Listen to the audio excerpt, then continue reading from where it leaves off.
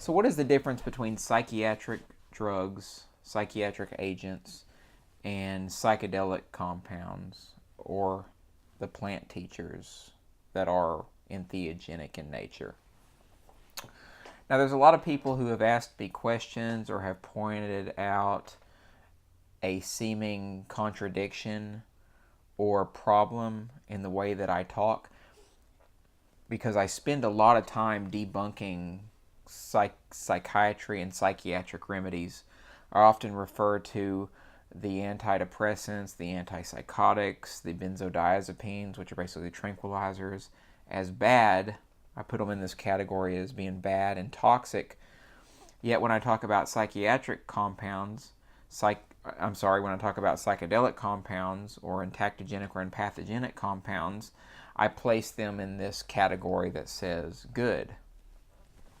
But this confuses a lot of people. They say, well, if you're promoting the use of psychedelic compounds, if you're promoting the use of these mind-expanding drugs, then why are you also saying that psychiatric drugs are bad? Shouldn't all drugs be bad? Shouldn't anything that we put into our body be a bad thing? Absolutely not. This is a problem that I've started to refer to as cultural drug schizophrenia.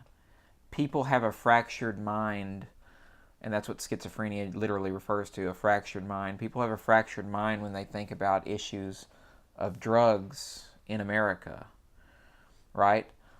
People think that because a lot of people think psychiatric drugs are bad for you, which is true, and they also apply that reasoning, not based on any type of research they have, to psychedelic compounds and illegal compounds.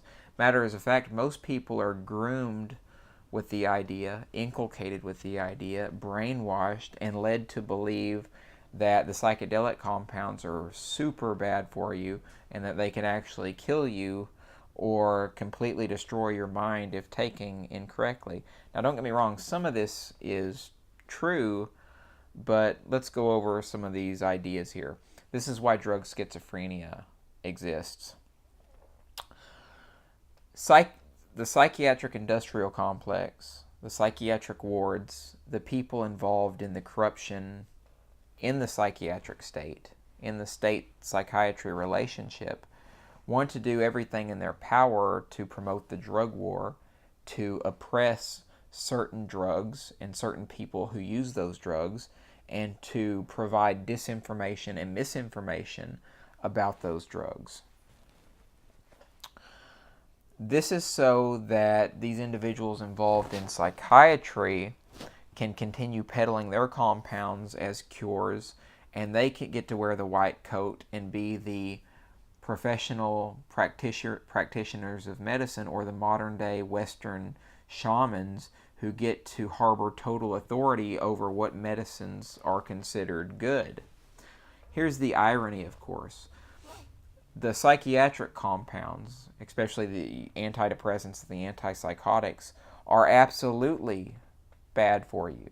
We have long-term research studies now that have suggested that they are bad for you. Matter of fact, it's said that antidepressants, and you can check out this material in Robert Whitaker's book, Anatomy of an Epidemic, but these antidepressants over the long term will actually cause more depression. They actually cause what's been referred to as tardive dysphoria. They will make your brain worse before they cure your depression. And just a little neurological background as to why this happens. If someone takes an antidepressant, the brain is very adaptable. The human brain is very plastic. And so the brain produces what's been referred to as compensatory effects, where the brain compensates for the drug in the brain, and it wires itself to work in a normative way, or a way that creates a state where everything is balanced out in the brain, and that way the person continue to function as they were, but it also has these nasty side effects, which has to do with some of the side effect profiles that we do see in the antidepressants. But over the long term, the compound can actually make you worse over the long term. And all these studies are there. You can look at the antipsychotic studies. And we already know, I'll mention benzodiazepines briefly. Benzodiazepines, things like Xanax, etc.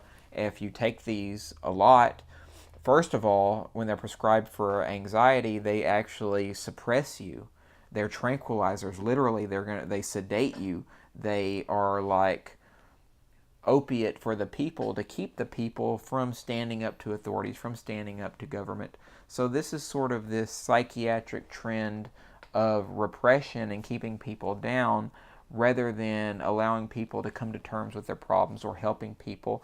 This whole medical model that psychiatry is based on destroys people's lives. Now let's look at the other side of the coin. Let's look at these psychedelic compounds. Now this is really subtle when it comes to society about how these things can help you because of all the propaganda and the nasty things that's been said about these drugs and the myths that have been propagated by the propagandistic engineers who hate people and who hate life and who hate these compounds and what they can do. But let's take, for instance, psychedelic mushrooms. It's probably the most benign compound or drug in terms of any harm profile that it has and what it can do to you. First of all, it's impossible to really overdose. And keep in mind, when I say overdose, I mean take so much of the drug that you can die. It's pretty much impossible to overdose on mushrooms. It would be very difficult to do that. You would have to take a shit ton. Off the top of my head, I don't know what the LD50 factor is or the lethal doses of mushrooms is, but it's very, very high.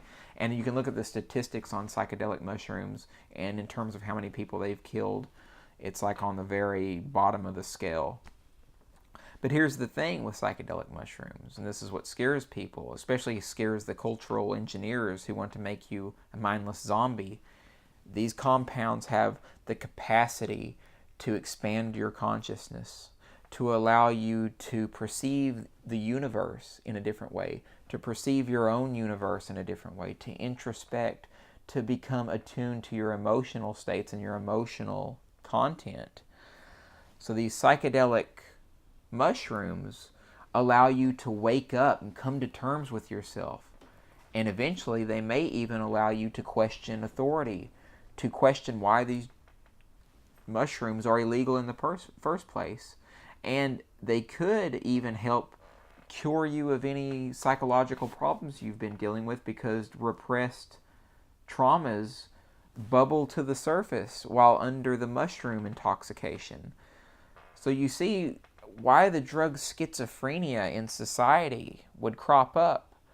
Psychiatry wants to peddle drugs that sedate people, that knock people out, that numb people, that make people lifeless, that engineer people in such a way that makes them easily amenable to the suggestive notions of the high priests of statism and religion in society and keeps them on their knees. These compounds, like mushrooms, bring you to your feet. They bring you much further up than that. They're almost transcendent in the way that they open your mind. So this is the problem with drug schizophrenia in society. People are led to believe that these psychiatric compounds are good.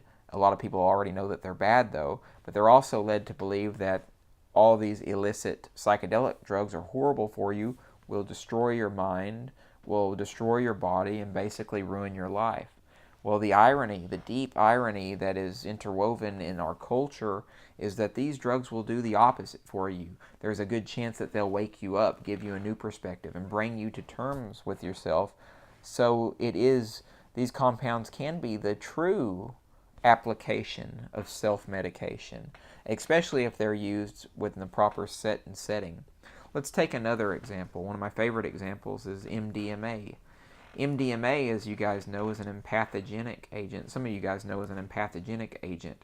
It provides a person with the ability to empathize with other people. It dumps serotonin in the brain and modulates oxytocin and prolactin, which both have to do with bonding and the post-orgasmic experience in a person. So because of the influence of these neurotransmitters and neurohormones, a person comes alive in the world. They wake up. They see things from a different perspective. They really enjoy themselves on a fundamentally emotional level. So this is the big comparison. These compounds make you think, they wake you up, they deprogram you from culture. It's like your brain has new software that has been uploaded onto it, to use the eloquent metaphor that Terence McKenna has provided in his videos. But these other compounds, they don't do anything. These psychiatric compounds don't do anything to expand consciousness. They don't do anything to make you think outside of the box. They don't do anything to provide you with new awareness or insights. They keep you down. They numb you.